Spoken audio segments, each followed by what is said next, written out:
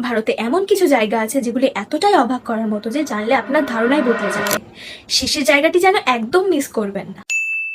লেপাক্ষী মন্দির। এই মন্দিরের একটা স্তম্ভ মাটির সাথে সম্পূর্ণ সংযুক্ত নয়, এটি ঝুলন্ত অবস্থায় রয়েছে। কিভাবে এটি সম্ভব তার সঠিক ব্যাখ্যা আজও অজানা।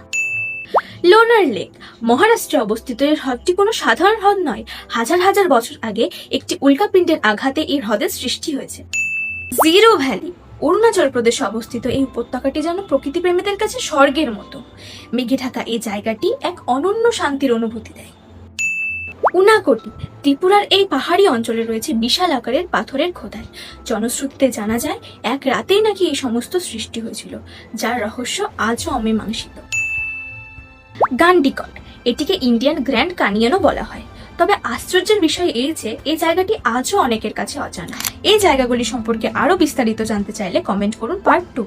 আর এরকম আরো ইনফরমেটিভ ভিডিও পেতে আমাদের পেজটিকে আজই ফলো করুন।